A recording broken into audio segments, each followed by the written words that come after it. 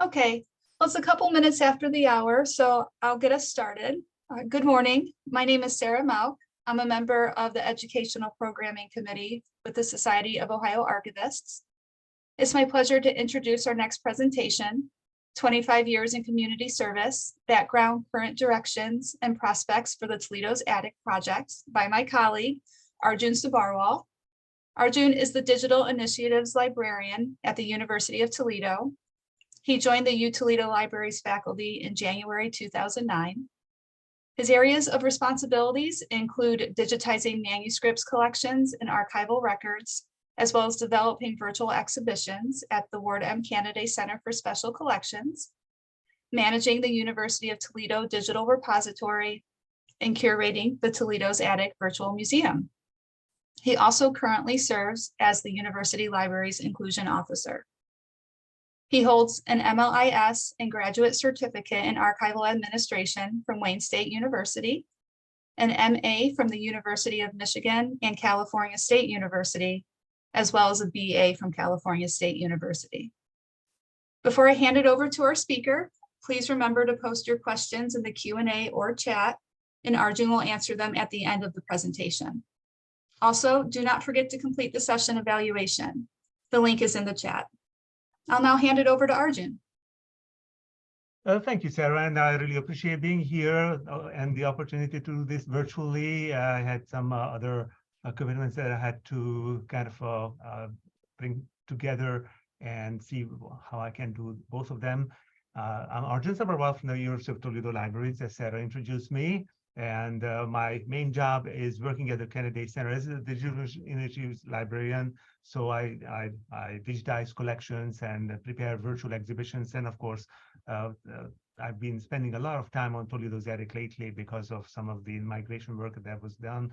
Some of my other odd jobs are working with or managing the open journal systems as are my part of the digital publishing support, and also the liaison for the geography, music, and political science programs. So I've been managing the Toledo's Attic website since 2009, which is when I came to the University of Toledo, and it was handed to me in a shape that could have improved, but that's what happens with migrations. To me, professionally, it presented a combination of service to the community and librarian work, which included reference, some instruction, and research. And my background and interest in archiving have deeply enhanced this work with local history and community archiving directions as well. So as far as service is concerned, I see Toledo's Attic project as a continued service to the local communities, even as we are looking at so many different choices in technologies and sources of information. We still get a good visit per year at the Toledo's Attic site, but I know that I'm competing with a lot of ones, and it's not exactly a highly visited area. Nonetheless, I'm happy to work with whoever is coming my way. So the roots of the site go back to the earliest plans for a physical museum in 1995, which was to create a museum for the commercial and industrial history of Northwest Ohio, Maumee Valley, and of course, most extensively, Toledo history. And of course, but without the necessary funding, the entity was ultimately reconceptualized and became a virtual museum in 1997, around Labor Day. So 25 years, a little over 25 years ago now. And of course, with the same scope, the commercial and industrial and social history of Maumee Valley, Lucas County, and Toledo from 1870s to 1970s. In historical terms, that's from the Gilded Age to urban renewal. So that's about a century's span of time. So in 2022, Toledo's Attic reached 25 years as a pioneering project in digital history through collaboration of multi-type organizations, which included the University of Toledo Department of History. They are actually the ones who started out in collaboration with the Maumee Valley Historical Society. Toledo Lucas County Public Library was also a part of it. And then eventually the Kennedy Center joined in 2001, and WGT Public Media around the same time. The roots of these collaborative relationships ran deep as they opened doors for creating and sharing collections and resources, adding broadcast programming such as Toledo Stories, engaging students in local history projects, mainly university students, and engaging the public with mainly through social media. So a significant change in technology has affected how Toledo's ERIC evolved over this time. And what used to be a web project, a Web 1 based project, with the earliest HTML coding, has gradually evolved towards the use of Web 2 based content management system, which requires far less HTML literacy as you would do with the original web coding. And most importantly, we have been using Joomla as that form, but WordPress has come into the picture too. And of course, we have been using Joomla since 2012. Web3 has come on, then social media has come on, and we have started to explore social media since 2012, 2013. Mainly, we have been using, actually, I have been using Facebook, Instagram, Pinterest, YouTube, Twitter, and HistoryPin, and what was there.com. I have also experimented with Blogspot, stumble upon Tumblr, Flickr, and some others, but being a solo operation, I could only do so much, and that was just it was an interesting experience, but I could not really maintain that. So, but I'm still using Facebook most primarily, and Pinterest, as well as YouTube, which is where some of the videos are. And those are basically video feeds from other sources, not our videos. And some of them are coming from WGTE knowledge base with various kinds of presentations on local history. So it was a selection of those that you can watch. And so I'm also looking at data visualization as a new direction. And I plan to use Voyant tools, Time Mapper, OpenStreetMap, and other things like tag clouds and network charting, which really can boost the social history dimension of the site. Okay, here are the earliest pages that I managed to get off screenshots of from the Wayback Machine, because they do go back to 1999, and then if you go into and add toledosattic.org, it will be taking you back, and then you will be able to see how the page looked like. So this was basically the first page. This was actually the announcement of the start of the Toledo's ERIC website in the summer of 1997, alerting people that coming on Labor Day, you will be able to see the actual website. And then in the middle, you will see the actual website that started on. And it was fairly simple. You see that little infographic on the top that is coming from Wayback Machine, but you see there was a simple logo, a simple navigation scheme with links to the actual exhibits, and a search system. So it allowed you to do some searching for names and places and words. So it was full text search capability. It had a full text search capability.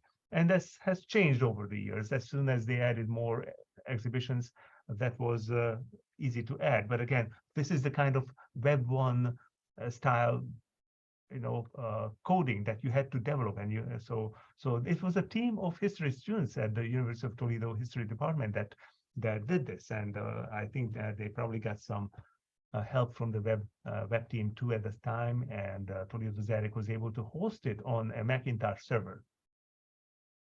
It was a Macintosh computer set up as a server, but it crashed so many times that ultimately they had to migrate it to a different system.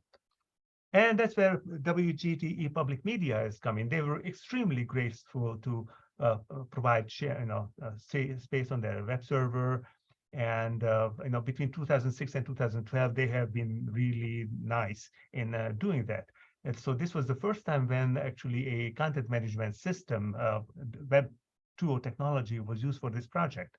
And some of the current theme-based organization that's on the current site, which I'm going to show you as part of a tour after the presentation, that was inspired by what you see here in the middle page. So you see exhibit categories, exhibit themes, I call them, And then when you click on these, this is just screenshots and not the actual live page. Some of these are not even working. So the entire archives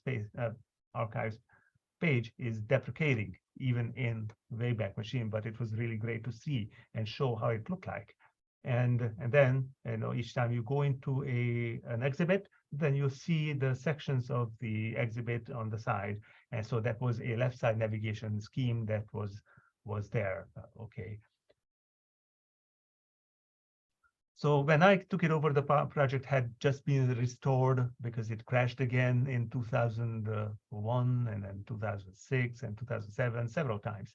And then each time it had to be recreated. I wasn't surprised that a lot of the essays, the original exhibits were missing, and a lot of the images were missing. So basically, all I had is a whole lot of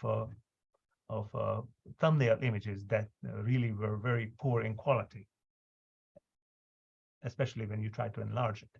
And at that time, I did not realize that that was actually a mysterious file folder that had it all. But it took me some time to realize that was actually available to me. So for a short time, between 2011 and 2012, WGTE Public Media has created a designer platform, replaced the earlier one, the one that used to crash with this designer platform for use by teachers, mainly elementary schools teachers who needed very low technology literacy to add text and media to a visually oriented template to support teaching.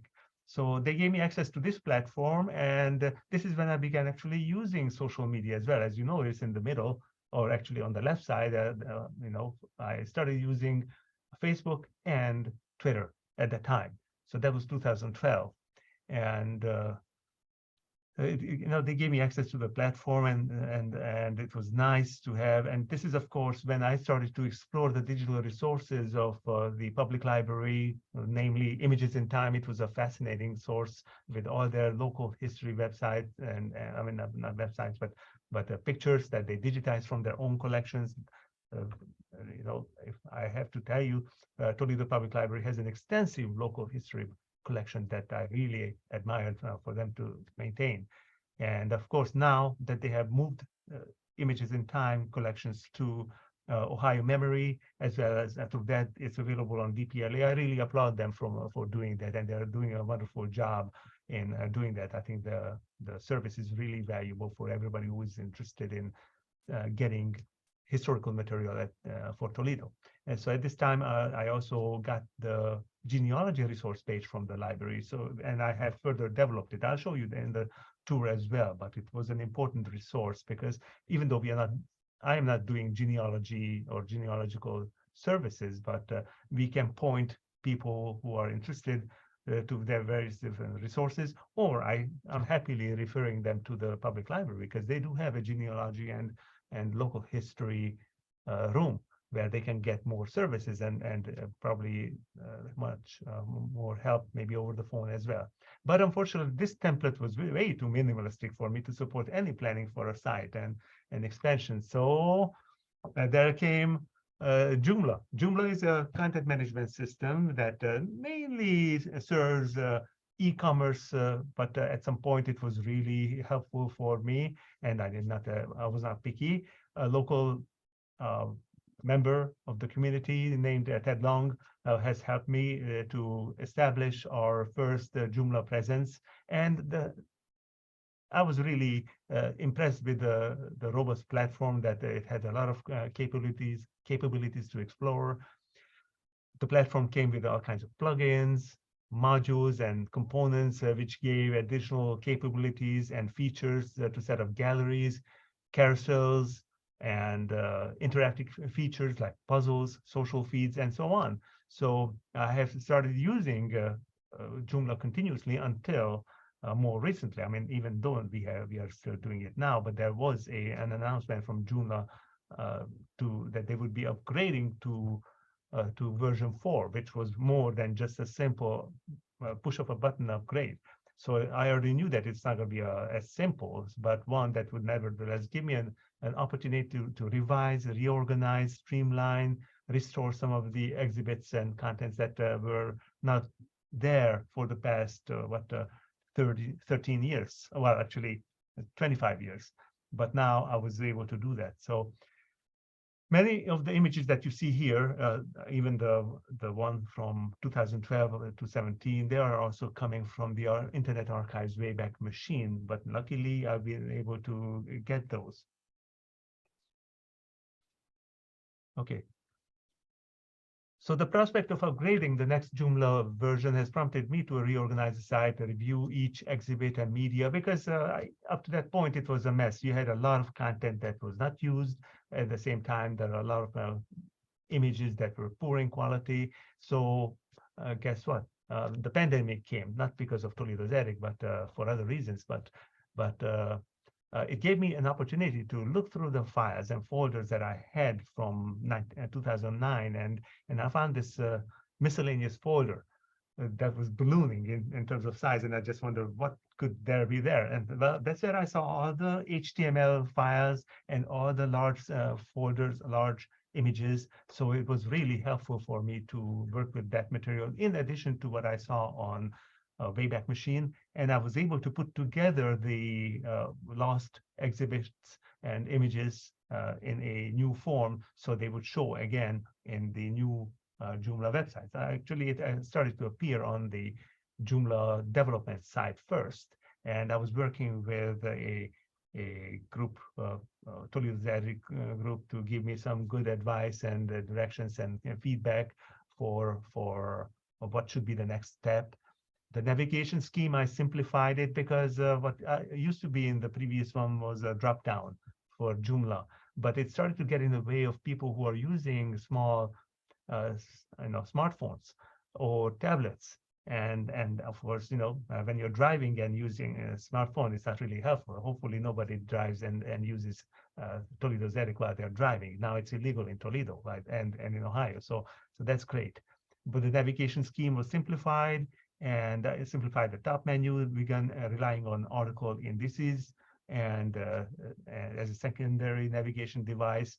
And I have also redesigned the breadcrumbs to give more consistency in the form to them. So, and I'll show you those as well. The three things I've learned from various different projects and websites is that you have to have three elements in a website to make it work, and that's the linking system, the search system, and the navigation system. These three things provide the framework for a very effectively navigable search. And there's always work in progress, so there's room for improvement always. So as I mentioned, in the 1995 version, the physical museum did not materialize, but it was shifting towards a virtual museum, which came about in 1997. So the design and layout of the site has evolved around the idea of physical museum. In this case, the physical museum, just recall going to a museum and you were drawn closer to an exhibit by being able to see maybe a poster or a brochure, or maybe able to look through the glass doors and see what's in there. And then before you know, you're in that room. And that's the same thing here. Some differences here, but in this respect, the real museum experience was more desirable because viewers could engage with the visuals first. There are some captions, and then move to read the exhibit narratives, which is what I call contextualization. So you basically understand the history behind the images or how the images contribute to the particular exhibit. And then I have the reviewers with links to navigate to related sites, resources for further research and knowledge creation through synthesis. The difference is still obvious at this point that the website offers further advantages than physical museums because they provide links to finding aids, archival finding aids, databases, catalogs, and other sites containing primary source resources. And I'll show you all those as well. Also, the idea behind the virtual exhibit is providing a sense of permanence because unlike physical exhibits, there is no time limit for virtual exhibits to come down. However, the irony is that when the news come down that you would have to migrate, yeah, you do have timelines there too. But nonetheless, I'm able to continue and provide continuous access to this material, so under the same URL, so people will still be able to relate to this domain name Toledo's attic, toledosattic.org. Sorry. Okay, so as you see, visual emphasis here, the first encounter, contextualization, further research, and synthesis. These are important parts of knowledge creation through using a website here. So curating Toledo's attic has actually grown into some kind of a hobby for some of the exhibits, at least over the years. For my work, it falls under librarianship and providing access to information, but it is a form of multifaceted service with technical and public aspects. So the bulleted text breaks down the public aspects of my work at the Kennedy Center and some in public. There is no particular order here. All are important depending on the circumstance and the context for doing that. And so, for instance, there's an extension of genealogical services by the Toledo Lucas Public Library. So basically, I give them information, and then I still tell them, okay, well, if you need more or in-person help, you can go to the public library. Also, the National History Day, Ohio History Day, have given me opportunities to further develop and understand who could be using this. So I also have volunteered to be a History Day judge to understand some of the requirements for website projects that are also part of the Ohio History Day. I may also try some other types too. Reference. Oh, I get a lot of reference questions, through email, phone, social media. Not so much in walk-in because my office is pretty much separate from the Kennedy Center, which has its own reading room and space for people who come in. Community engagement has been really good. It's very important for communities to maintain heritage, memory, and identity through local history. And this is where they can learn more about whoever lived in the communities before. The student learning outcomes and opportunities are great. If students are interested in learning about the digital way of doing history, they can always contact me. And we had a history practicum class that was actually, some of them were actually using Toledo's attic, and I'm reaching out to them again. Of course, maintaining social media presence is important. Facebook, Pinterest, Instagram, Twitter, not so much. History Pin was done in 2013 based on some printed tours of Toledo, but we hired the student and that was done then, but we don't have much of that. One of my project between 2012 and 2017, 17, was local history through the public eye. I'm going to talk about that more, but was yet another public service. And of course, publishing and speaking activities are important. I have spoken to the Kiwanis as well as the Toledo History Museum about the project itself. So I consider that as an extended outreach to the local community. So here is that local history through the public eye. What I've done in 2012 is when I took over, when we moved over to Joomla, I started to explore all these nice modules and plugins. What that means that you have an article, but you can bring in all these features through the plugin and code and all that I had to enter, and then it would look like a flipbook here in this case. So I found a very nice module that interacted with the Instagram, and then of course I asked the people to take pictures of places, buildings, or other spaces of historical significance in Toledo's attic and throughout Toledo, and then use the hashtag Toledo's attic, and that would appear in the flipbook. On the Wayback Machine, this no longer works, but at least I was able to get a nice screenshot of how it looked to people who were there. Now, what you do is you see this gallery here on the right side, and all these were tagged as Toledo's attic, and people have done a marvelous job with this. At the time, we had about 3,000 submissions in a very short time, but of course it had a maybe 3-4 year run, and it has ballooned up to 3,000 submissions, but people have left. Now there's only 2,390 images remained, I can attribute it that people may have deleted their submissions or left Instagram, or somehow, the site has deprecated, so, or they just simply stopped using the platform. A lot of factors can happen, but this is what technology is. I'm still happy that I can find almost 2,400 images of those. So as you see, these are there, and then the people can interact with the images, and they like what they see, and then they can comment on if two questions came in about certain exhibits. Basically, they were interacting with each other on social media, so that was outside the website. They don't really post questions on the website because now social media allows that. What Toledo Zadig used to have before was a talkback feature that the people would actually send in questions, but that's what caused it to crash earlier. So now Pinterest was also important. It's almost like an extension of Toledo Zadig. I had to make sure that the galleries are in order, alphabetical order, and of course, this also allows people to interact, and for me, it allowed me to pin other people's pins, or pin something from our website, or something from the web, and this would then be another library, a gallery for people to use and to explore. So this chart shows what I have envisioned in 2015, and at the central place is the website, but it has links and feed links to Facebook, YouTube, Blogspot, I call it a blogger, the Instagram, Pinterest, Twitter, and all that. So they don't necessarily link to each other. Facebook allows to add social links, but it all depends. Not all the others. I mean, maybe YouTube, but you can set your channels up as you like.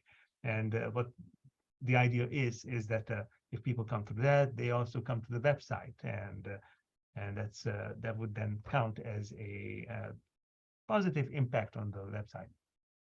So then, the technical sides are also engaging and intriguing, because and there are two sides to it. One is maintaining the platform, and the other one is doing content management. And maintaining the platform obviously comes with upgrades and migrations, extension monitoring and development. I have to see if the plugins are ready for upgrade or not. And most of the time they should be done. There's a routine backup and archiving, especially if I add something new.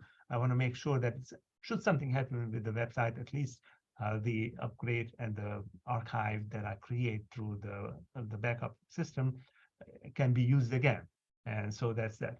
And of course, I have also used explored alternatives to Joomla, such as WordPress. There are pros and cons that I have been doing. I'm not done with that yet, but because of the timeline, I really had to use Joomla to move the things over. And then now I have a little more time for me to investigate WordPress. WordPress is more preferred for digital humanities use than Joomla. Joomla is more like e-commerce. It used to be good for digital humanities, but I think they're moving away from that crowd. Content management is very important because I do put up new exhibits, tours, galleries, features, reorganize the site if I have to, restore some of the older websites or exhibits that were there before if I find that, oh, okay, well, I forgot this to add this, so I'm going to work on, and I'm working on new exhibits as well. For instance, we have this 1875 atlas of Lucas County and part of Wood County, and I'm preparing a tour of the area as it was seen in 1875. The nice thing is that there are no photographs here because I don't know, maybe the printing technology did not quite work well with photography. Photography had already existed, but it was not really a printable technology at that time, not something that was in books. And of course, running statistics is important. I'm using Google Analytics, but I may also be starting to use Matomo and see which one is better. Now, I found Toledo Zadig both personally and academically engaging as well. Some of my presentations and publications have either focused on the reference or reference to Toledo Zadig, but in most cases, the analysis were in context of digital humanities, digital history, the curation of archival content in the digital environment. And going forward, my work with Toledo ZERIC has given me enough foundation to consider researching topics with more of digital history, digital historiography, public digital humanities, digital curation, and related multimodal literacy. So that is something that I'm contemplating. But I think the migration has given me so many ideas that I had to do myself. I think you have to look at the theory and practice the relationship and the cyclical aspects of those that keep you going. So at the same time, it's important to add diversity and add underrepresented communities to the website. Maybe even adding social justice and other themes as needed. Now, okay, I mentioned exploring the new technologies such as WordPress, but I'm also thinking of adding data visualization, which I mentioned, and digital storytelling. So although it has been only a limited opportunity for teaching engagement, the need to explore multimodal literacies for digital humanities, digital history projects is never too early. And I have presented on these recently, and I have begun my next writing project on this. But several literacies conversion, digital humanities such as archival and information literacies, digital and technology and computer and media literacies, geospatial literacies if you want to add mapping, visual literacies if you're extensively working with multimedia content, textual and hypertextual literacy if you're doing website development and more text encoding initiatives and kind of driven projects. So literacy is not just for students after all, it's for anybody who is designing digital spaces around the archival collections and virtual museums for others to be used in the digital age. So that's very important. It behooves us to go with the flow here. So if there is any theoretical framework for understanding the kind of the kind of work that Toledo ZERIC involves, it will be best represented through Terry Cook's work on the four paradigms. The most important would be, of course, the fourth and third paradigms, because that's where the archives are opening up to working with communities, and archivists are engaging community members. So that I think that was a fascinating literature for me to see, okay, well, where do I fit in the archiving world? And of course, this is, of course, pushing towards the digital realm of archiving. We can also learn a lot from the other book, Community and Archives Community Spaces, where many underrepresented communities, it describes underrepresented communities around the globe are using their own histories, developing their own storytelling websites, using this digital technology. So this is because historically the privilege of building traditional archives had favored the privileged social strata exclusively sharing Euro-American or Australian or Canadian descent into the 1960s and 70s, where social history, the whole wave began. And so that's where the diversification of history really took off significantly. Even in today's technology-driven world, the communities without adequate access to the internet is still a problem.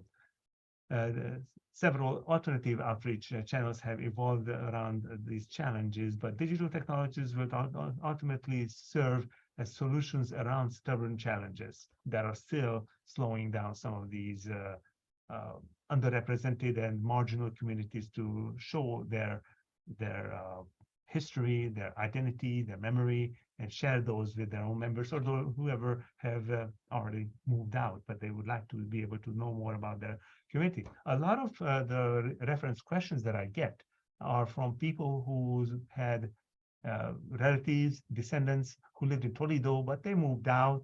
I'm also getting questions from Chile, from Belgium, from Holland for other reasons, but the people who call me throughout the United States, they call me because they were curious about the buildings and the homes that their parents have or grandparents may have owned, and they're just interested in this.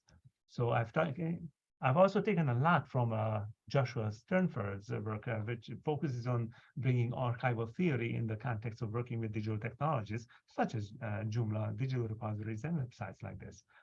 And while I'm not packing theory into my work on Toledo's attic, it is important to remember that in other fields too, practice leads to theory and back to practice. So it's a cyclical thing that is continuous. And, of course, we have to stay with those and understand some of the theoretical underpinnings of the work, which then can be translated into practice.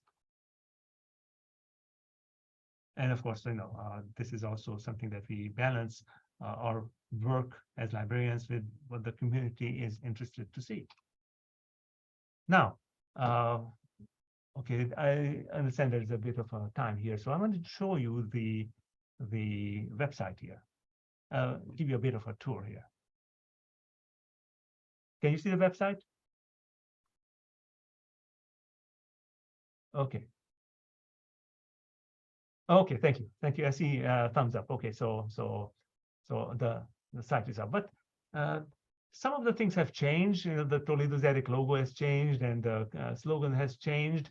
Very importantly, I have a search box and links, the social links, even RSS. That's pretty much our way of doing linked open data. It does not really have the same structured data that you would have with digital repositories. Here, it's pretty much just RSS feed that you can bring into your own browser or other application that you would like to do, so that an API could interact with this. But the website has about 12 rotating images. I plan to change over every quarterly based on suggestions from people. But these are the new images from what we have used before. So you can see LP Stewart's pharmacy and staff, the aerial view of downtown from the 1970s, Lucas County Courthouse. Hopefully I don't end up there for any other reason. Okay, downtown, Summit Street at Cherry, it was a very busy place, and of course, if you like beer, this could be definitely meaningful. The Huguenot Brewery of Toledo. And Toledo, 1904 map of Toledo is here too. And our trolley system, the public transport system was alive 1910. Unfortunately, it was all gone by 1950s. Summit Street at Jefferson. And the women workers at Levy Owens Ford during World War II as part of the war effort. And of course, Toledo had its own electrical car. We are talking about EVs. Well, I think we are about a century too late, or not too late, but a century later than what we could have been. And so, unfortunately, there's that. But there's a welcome text here, and all the updates on what Toledo's attic is, what's being done on Toledo's attic, and all the updates on our other so-called sponsors. We call them friends now. Okay, but there's the Kennedy Center and the virtual exhibits, past exhibits, Maumee Valley Historical Society special events, Toledo Public Library special events, and then the WG Public Media. Usually the Toledo Stories is the one that I'm most interested in. And of course, I'm part of the Cultural Heritage Group of Northwest Ohio. So they have recently released this passport project, which connects people from Northwest Ohio through their various community histories. And of course, the recent exhibits are here. It keeps rolling. You can go on, or you can go to the exhibit and do the look at the exhibits. But that's where I'm going to now. So the exhibits are the ones that are broken into exhibit themes. Here on the index, you see all these themes here. These can change, but these have been the ones that I've revised lately. And if you know what this is the Voyant tool. This is more like a text analysis tool. And this is something that maybe historians will be interested. But if you look at this, you can go and look at all kinds of graphics based on word usage and all that. If you wanted to know which word has been used more frequently, and then you can increase the granularity. That's depending on what you want to do, you can definitely go with this. So now, how do I get back to?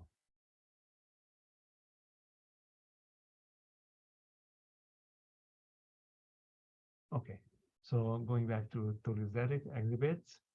And then here is where I was talking about the layout of these. So let's say we go into architecture. And of course, it takes you to the theme and all of the exhibits that are available under that particular theme. If you have Historic St. Patrick's Church, which was a big historic preservation project a few decades ago. And so the one thing is that you see the exhibit gallery right away. You can click on this and see the captions. And you can use the index feature as the navigation device. Some of these are more extensive, some of these are less so. The story, it will take you to a story, and then of course you can use the entire, you can use your scrolling feature on your tablet or screen or your smartphone to be able to scroll down flawlessly. So that's good. If you're done, you can just click on back to top, and it will take you back on top, and so that. But each of these exhibits are laid out the same way, so there is some kind of a structure and architecture towards the entire site too. It's not just that. I mentioned about the resources, and I renamed this to say discover. So I want people to discover the resources that are available to them for research, mainly archives and libraries in Northwest Ohio, and it shows all the archives in the area that people can access in Northwest Ohio libraries if they want to go to those. Look at the digital collections, and that's that. All right. There are some other resources. Okay, sorry. Books on local history. Now, this is something that I'm lagging way behind, but I like to find a feature that could do an update on this automatically. Genealogy resources. What the library gave me as a one-page resource has been, grown into something that covers Ohio, Michigan, the various cemeteries, gazetteers, immigration, land records, and I've expanded these significantly. Also added a genealogy resources by ethnicity. I've done the link checking lately, so we have revised those as we could do, but we'll look at all the people who were settling here.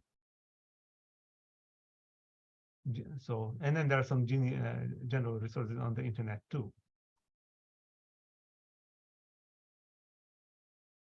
Then you have National History Day resources in connection with, we have the state and regional archives. This is the one that I developed for a program, a doctoral program at Baker College before I came on there. And then, of course, the idea was for those candidates to be able to access state archives in their areas to do research for their PhD. But I've adapted it for our use, and this is also something that I would like people in participating or competing in National History Day to consider using, because they're not limited to just local history. They are basically are able to look at all that. So these have also been refreshed for links. A lot of the websites have changed from HTTP to HTTPS for a more secure connection, and that's why it was necessary. And that's that. Recorded lectures and presentations coming from WGTE's knowledge stream. And basically, I've collected all the presentations focusing on local history.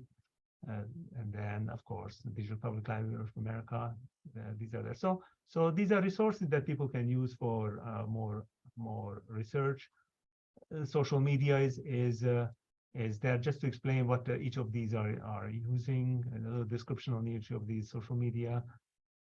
And then the About page has information on the project history, and basically you see an exhibition or a explanation of when it started, the early history. Toledo's attic, the beginnings. I asked Dr. Mesa Cruz, who was at the time at the University of Toledo History Department, to give me a write-up on a look back of Toledo's attic. So he has presented me with this short essay, and of course, this is the one that he wrote back in 1997.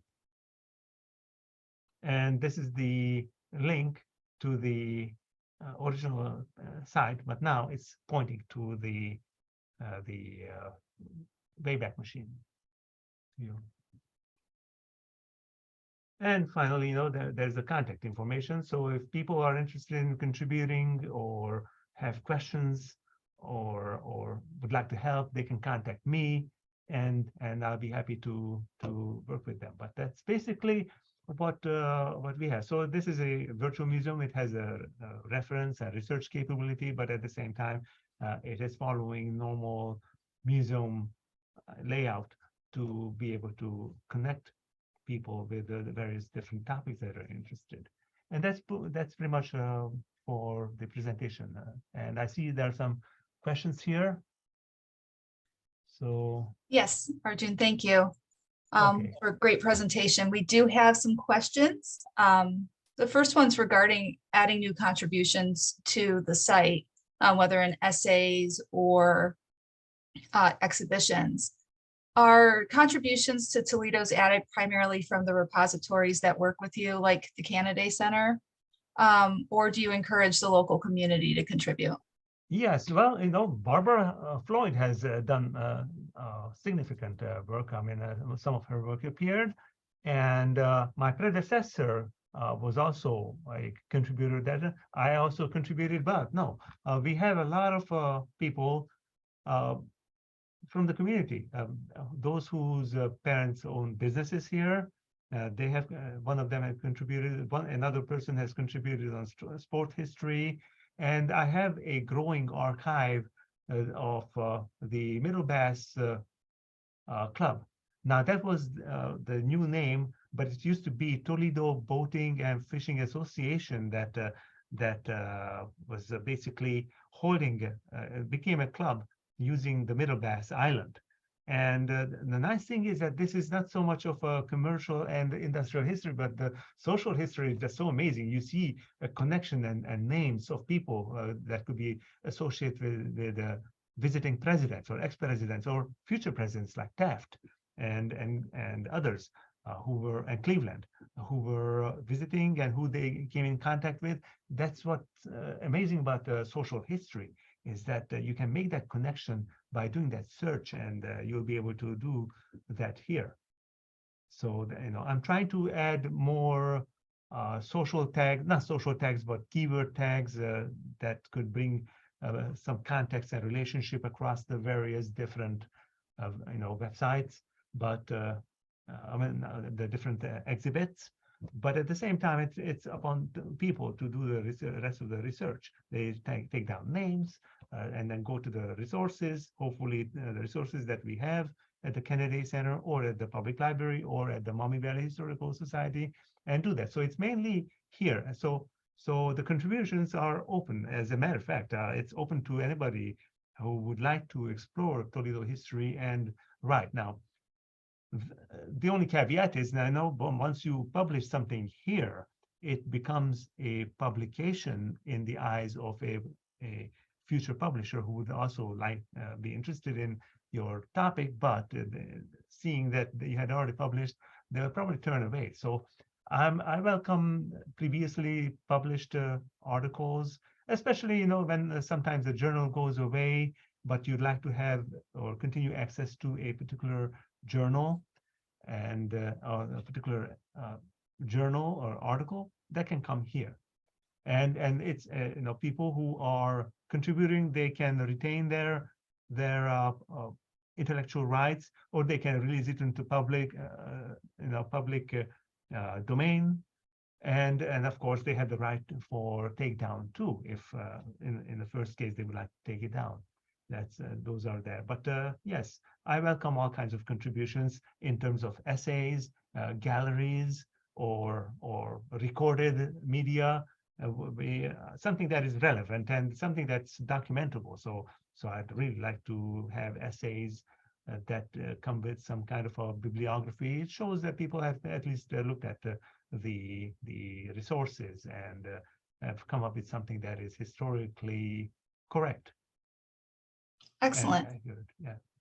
I have another question. It's a two-part question. Was prior staff using the Wayback Machine before you came on board, or was that your choice? And if so, what made you want to use the Wayback Machine, and what has been your experience with it? Well, at some point, I did want a Wayback Machine and Internet Archive to archive the Toledo Attic, because now, as you notice, we have migrated a few times. This is like Toledo's Attic 6.0 on my calendar.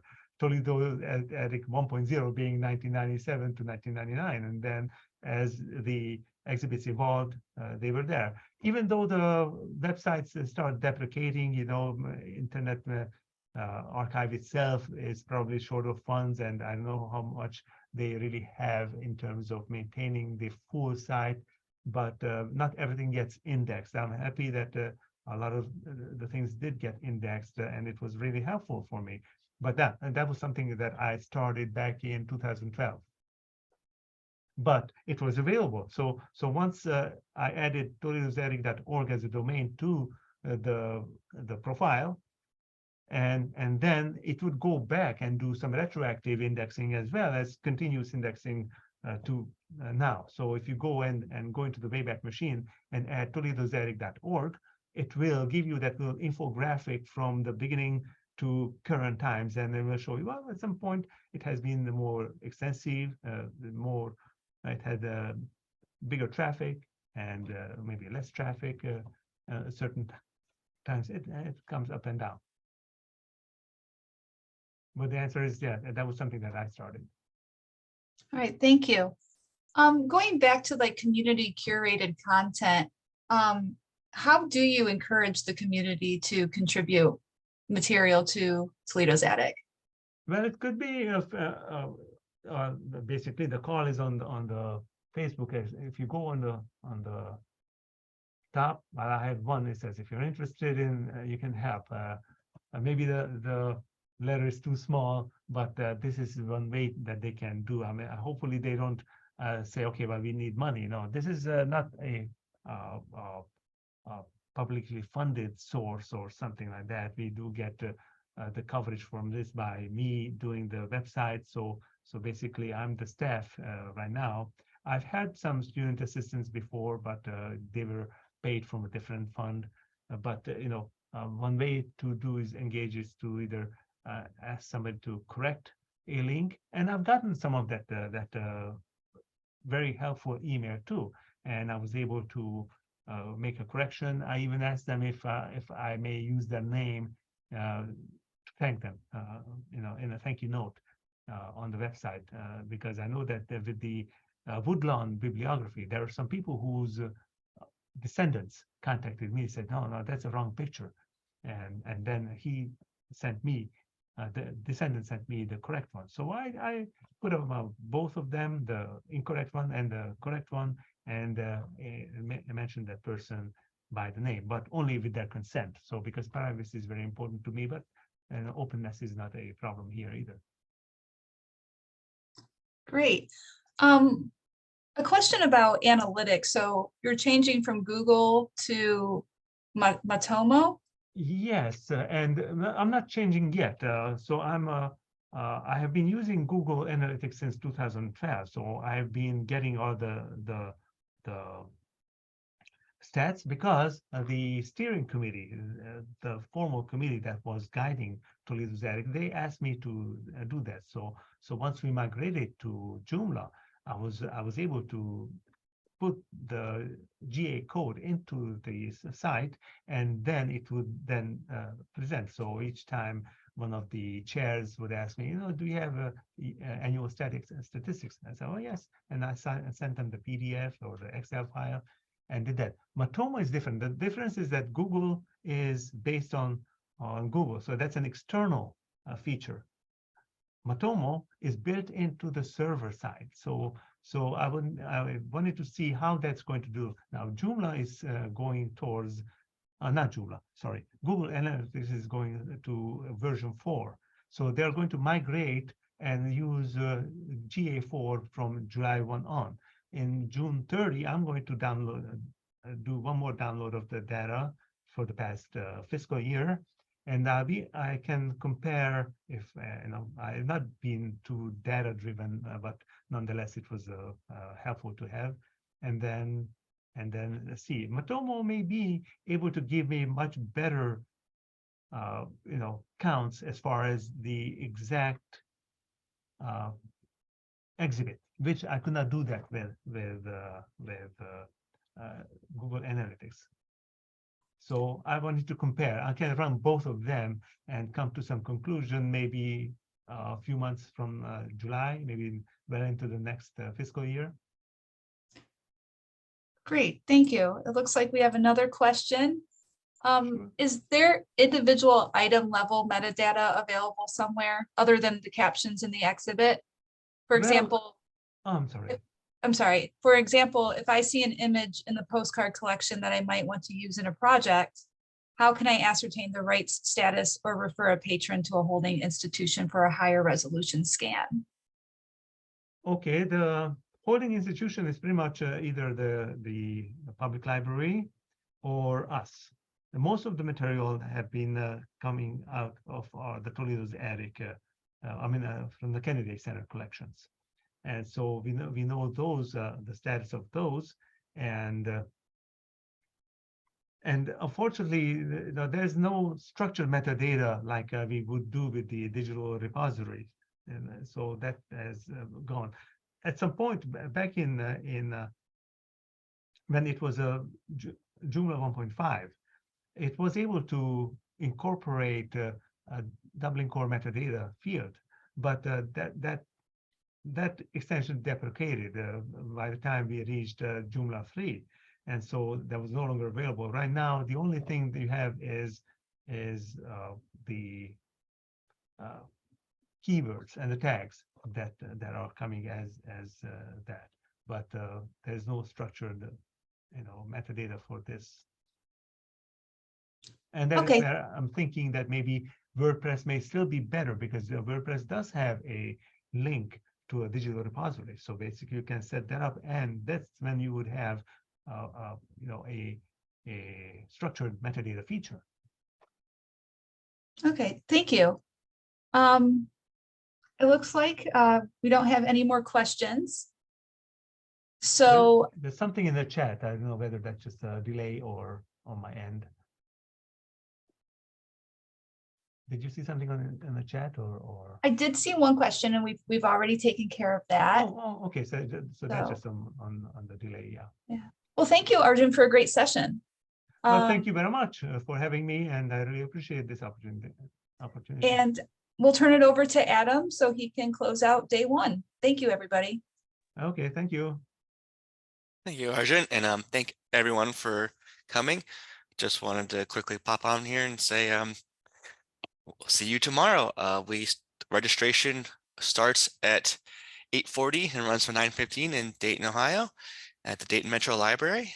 So we're looking forward to seeing everyone either in person or virtually. 4 of the sessions will be live streamed if you can't make it in person. So keep an eye out for that. I think the links should be in your program that you received yesterday. And if you haven't, let us know and we'll get you that program. So thank you everyone again, and see you tomorrow. Take care. Bye-bye.